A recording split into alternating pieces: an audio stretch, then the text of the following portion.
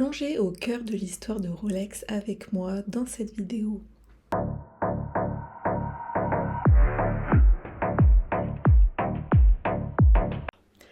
Une montre qui vaut plus cher qu'une voiture, une montre portée par les présidents, les stars d'Hollywood et même les criminels les plus dangereux de l'histoire.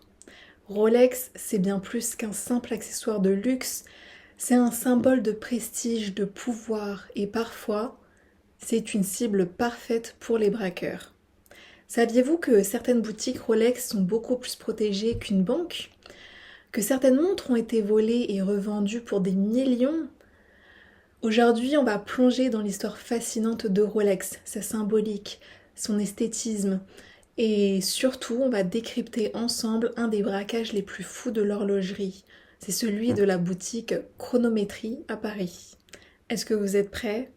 On va décrypter tout ça ensemble.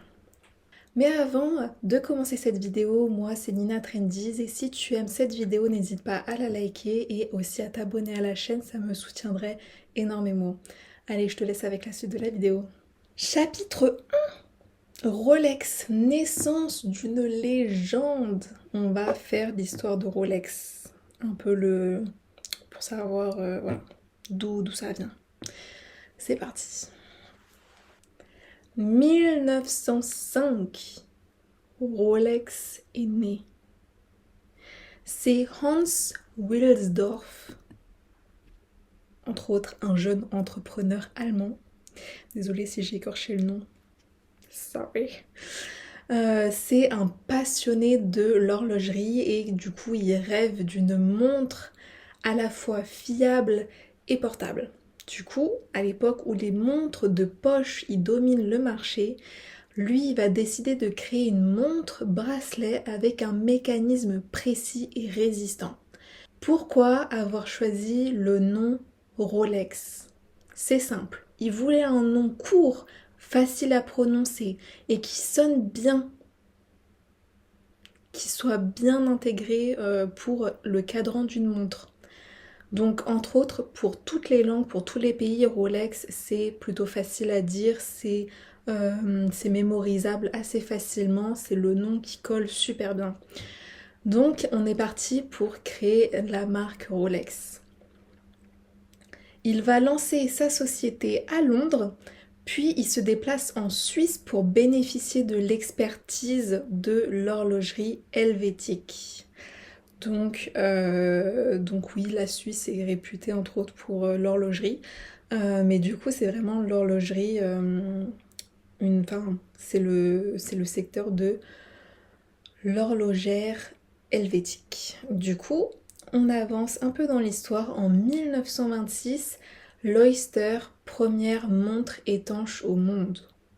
On n'est pas là pour proposer des petits produits, si tu vois ce que je veux dire. Donc du coup notre jeune entrepreneur allemand Wilsdorf, il révolutionne l'industrie en inventant un boîtier hermétique qui va protéger le mécanisme de la poussière et de l'eau. Et en plus de ça, pour prouver son efficacité, il fait nager la célèbre Mercedes Gleitze à travers la Manche avec une Rolex Oyster au poignet. Est-ce que c'est bon pour vous? Ensuite, on avance un peu plus dans le temps. En 1931, le premier mécanisme perpétuel. Rolex, il va pas s'arrêter là, hein. Il va inventer le premier mouvement automatique à rotor, permettant aux montres de se recharger avec les mouvements du poignet. Si ça, c'est pas pratique. Et on est seulement en 1931. Cette innovation va marquer vraiment l'ADN de Rolex. C'est du coup une ADN qu'on retrouve aujourd'hui chez Rolex. C'est vraiment une ADN qui est robuste, qui est précise et qui a une grande autonomie. Donc vraiment, c'est vraiment les meilleures montres de qualité avec le meilleur mécanisme que l'on puisse acheter sur le marché. Bon, bien évidemment, il y a aussi d'autres marques concurrentes qui se sont développées avec le temps.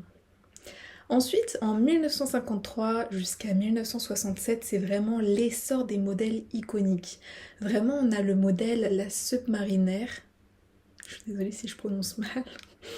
La Submariner. C'est la première montre de plongée étanche jusqu'à 100 mètres. 100 mètres, c'est pas la petite plongée. Donc vraiment, c'est incroyable comme capacité pour une montre. Donc vraiment, ça surpasse toutes les marques de montres sur le marché. Ensuite, on a la GMT Master, créée pour les pilotes de la Pan AM, permettant de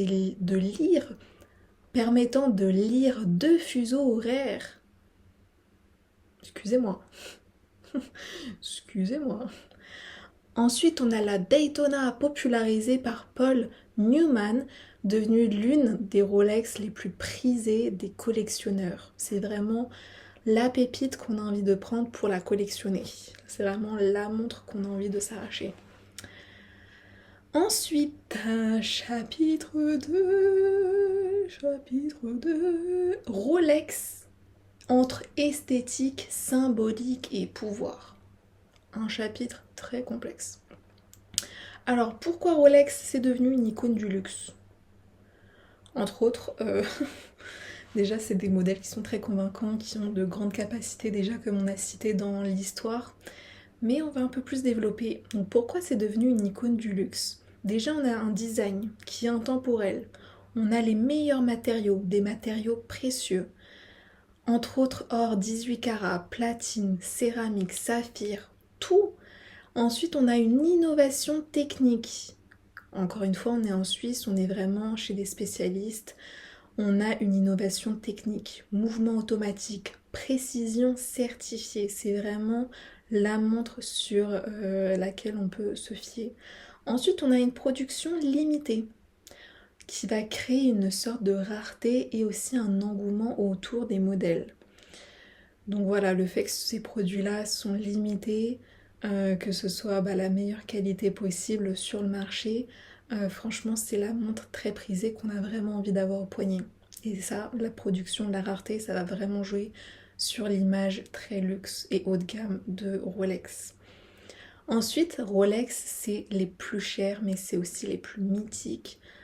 Paul Newman Daytona, vendu aux enchères pour 17,8 millions de dollars.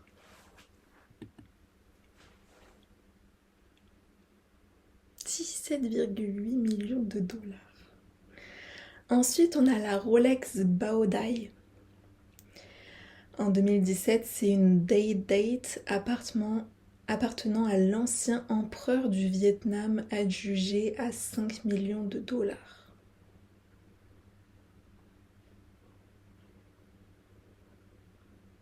Alors déjà, c'est un empereur du Vietnam qui la met en vente.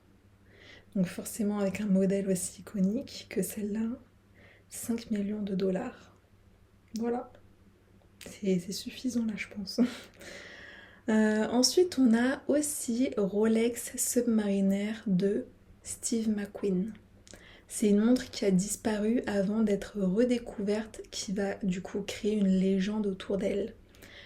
Pourquoi cette Rolex va autant attirer les criminels? Eh bien, c'est une montre immédiatement reconnaissable, qui est symbole de richesse. C'est pas vraiment tout le monde qui l'a au poignet. Donc déjà ça. Ensuite, elle a une valeur de revente qui est élevée sur le marché noir. Donc forcément que ça va attirer les criminels. Et ensuite, elle est facile à transporter et à écouler. Donc voilà, c'est une marchandise effectivement qui est pas trop lourd à porter, pas trop encombrant. Donc oui, ça attire les criminels pour les voler, malheureusement. Ensuite, chapitre 4, le braquage de chronométrie à Paris. Là, on est dans l'étude de cas. Ouf, petite pause. Là, on est vraiment dans l'étude de cas, dans des braquages les plus mythiques, les plus spectaculaires qu'on a pu assister. Donc voilà. Il y a énormément déjà le luxe. On va faire une petite recontextualisation. Le luxe, voilà, que ça soit des bijoux. En tout cas, le luxe, voilà, c'est forcément ça attire voilà, les braqueurs. On l'a dit pour les raisons pour qu'on les vole. Mais donc voilà, c'est quelque chose auquel les marques de luxe, ils sont face et c'est pour ça que les boutiques sont très très protégées. Qu'on rentre pas comme ça dans une boutique Rolex.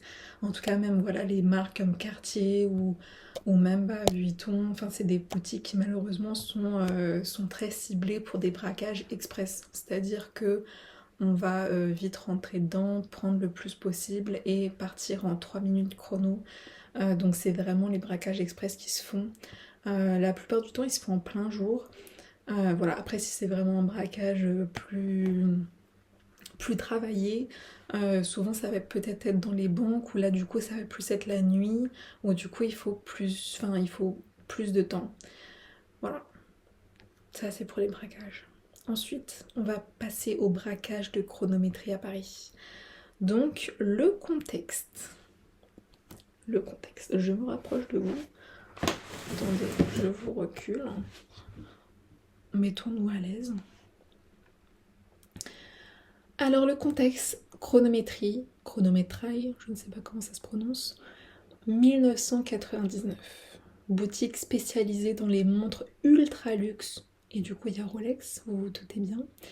Il y a aussi Patek Philippe, il y a Audemars Piguet, vraiment, il y a tout. Elle est située rue de la Paix, c'est l'une des rues les plus luxueuses de Paris. Donc elle est près de la place de Vendôme et il y a une sécurité renforcée, vraiment sécurité maximale. C'est une cible de choix pour les braqueurs expérimentés. C'est vraiment pas les premiers braqueurs qui ont très peu d'expérience, c'est vraiment les braqueurs, ils savent ce qu'ils font quoi. Parce qu'il faut avoir beaucoup de cran. Ensuite, c'est un braquage qui va se dérouler en 2017. Donc les braqueurs, ils sont un gang organisé composé de 3 hommes cagoulés et armés de fusils. Armés de fusils d'assaut et des AK-47. Ensuite, une entrée fracassante. 11h30, ils entrent dans la boutique et vont braquer les employés. L'exécution, ils vont casser les vitres en quelques secondes et ils vont remplir leur sac de montres de luxe. La fuite. Le braquage, il a duré seulement 3 minutes. Ils vont repartir en scooter et ils réussissent à semer la police. Comment c'est possible qu'en scooter? Bon, voilà. Ça va quand même assez rapide. Bon, évidemment, quand on est en scooter, on peut dépasser les voitures peut-être aussi plus simplement. Mais voilà, petit scooter, il sème la police. Il sème la police. Vraiment, c'est waouh. Alors, du coup, on les a pas attrapés tout de suite. Du coup, les braqueurs, ils ont leurs marchandises. Qu'est-ce qu'ils font? Ils vont les écouler. Simple. Ça, c'est... Ils vont pas attendre. Ils vont pas attendre, ils vont pas se dire ouais, on attend que l'affaire disparaisse. Non, ils les vendent assez rapidement, quoi. Ils perdent pas de temps. Ils perdent pas le nord. Donc, il y a une grosse enquête. Voilà, la police, tout le monde est mobilisé pour mener l'enquête et pour les arrêter. On est vraiment sur leur dos. Il y a des caméras de surveillance il y a des caméras de surveillance, il y a un receleur trop bavard, la police va remonter jusqu'au braqueur. Il y a plusieurs mois plus tard des perquisitions qui vont permettre de retrouver les Rolex qui vont être revendus sur le marché noir à Dubaï. Voilà, je dis rien. Ensuite, il y a verdict, il y a plusieurs du coup personnes qui se sont fait arrêter, qui sont du coup membres d'un gang et qui du coup ont été arrêtées et bien sûr condamnées. Euh, c'est vraiment passé à la télé, donc vraiment c'était un braquage qui a fait fort, qui a fait fureur. Pour conclure, vraiment Rolex est une des marques les plus convoitées du monde, que ce soit par les collectionneurs ou les criminels. Il y a chaque année des dizaines de braquages de montres qui ont lieu. Mais Rolex continue de dominer le marché. Donc voilà pour ce braquage, c'est un braquage express, moins de 3 minutes, on est quand même sur des grandes compétences, vraiment pour casser les vitres, pour tout exploser, pour faire très très rapide et pour s'enfuir et réussir à semer la police, il faut le faire. Surtout qu'encore une fois c'est une place qui est très surveillée, qui est très sécurisée, donc dès qu'il se passe quelque chose, vraiment il y a de l'action quoi. Ensuite, ce qu'on peut dire de la marque Rolex, c'est que c'est une superbe marque de montre. C'est vraiment créé par quelqu'un qui était passionné par les montres et qui a vraiment voulu apporter quelque chose de nouveau, que ça soit dans les compétences d'une montre, de dépasser en fait certaines limites qu'on puisse trouver en fait sur les montres déjà disponibles sur le marché, le fait que ça soit étanche, le fait que voilà, ça puisse aller sous l'eau à plus de 100 mètres, le fait qu'il y a deux fuseaux horaires sur le cadran d'une montre. Vraiment, ça a un mécanisme si complexe, une petite montre, du coup on s'en rend même pas compte. Et aussi, bah, du coup c'est un super positionnement, le fait que c'est bah, voilà, du luxe, on a vraiment bah, les matériaux, on a de l'or, du saphir, on a tout ce qu'il nous faut là-dessus. Mais aussi pourquoi les montres ont un tel succès. Déjà, c'est plutôt une clientèle masculine. Il y a aussi une clientèle féminine, mais plutôt masculine parce qu'effectivement, pour les hommes, et il faut le dire, pour les hommes, en fait, ils n'ont pas autant de bijoux et d'accessoires que peut porter une femme. C'est-à-dire que pour la femme, il y a les sacs, il y a les bijoux, il y a les chaussures, on a plein de choses. Et ou si on a le maquillage, on a plein de choses à apporter. On a plein de voilà d'accessoires en fait qu'on peut personnaliser sur notre tenue. Et ce qui fait que voilà, ça va porter beaucoup de touches et beaucoup de style. Chez les hommes, il n'y a pas trop ça. Donc les seuls bijoux qui peuvent, voilà, les seuls accessoires qui peuvent porter, ça va être les montres. Donc vraiment pour une clientèle masculine, vraiment mettre une montre au poignet, ça fait toute la tenue. Et du coup, un homme préfère vraiment investir dans une bonne montre parce que déjà ça tient dans le temps. Une montre, ça tient dans le temps. C'est comme un sac Hermès, ça peut traverser plusieurs générations. C'est vraiment quelque chose qu'on peut transmettre aussi, voilà, aux petits-enfants et dans la famille. Donc, en plus de ça, du coup, voilà, il y a aussi ce côté style. Vraiment, avoir un beau cadran au poignet, ça habille en fait la tenue masculine. Et donc, c'est pour ça qu'on va vraiment vouloir investir dans une bonne montre. Tout comme nous, on peut mettre un très grand prix dans un sac parce que c'est vraiment le sac qu'on a envie de s'offrir et on sait qu'il va nous durer toute la vie, comme un sac Hermès ou je ne sais quelle marque de luxe. Mais voilà, là ça va être les montres. Donc c'est pour ça que les montres de luxe fonctionnent bien, c'est un bon marché et c'est vraiment quelque chose qu'on va vraiment garder. Alors bon, on a cité Rolex et aussi d'autres marques de joaillerie, de montres, que Maudemars Piguet. Enfin bon, c'est vraiment ça pour vous dire qu'une montre chez un homme, ça compte énormément. Voilà. Après, chez les femmes aussi, parce que les femmes s'habillent aussi bien le poignet comme les bracelets, voilà, les montres. Mais voilà, c'était pour l'histoire de Rolex, pour ça que c'est une très très forte image. Et toujours aujourd'hui, ça suscite beaucoup de désir chez la clientèle. Donc c'est une très très bonne marque. Et souvent, bah voilà, les montres de luxe, les bijoux, les accessoires, donc vraiment les montres de luxe, souvent bah, sont vendues chez des bijoutiers. Donc voilà, il y a plusieurs marques. On n'a pas seulement une marque de boutique qui s'appelle Rolex, où il n'y a que du Rolex dedans. C'est souvent des boutiques où il y a plusieurs marques de montres qui seront donc exposées et qui sont donc revendues. Voilà.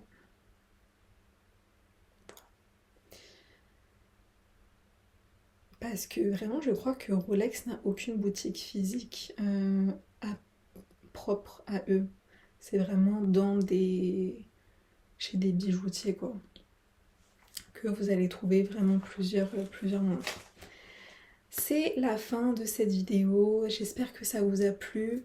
Je vous ai fait du coup cette petite histoire autour de Rolex. On a aussi parlé d'un débraquage. J'espère que ça vous a plu. N'hésitez pas à liker, à vous abonner et n'hésitez pas à me dire qu'est-ce que vous aimeriez regarder sur ma chaîne. À très bientôt. Ciao.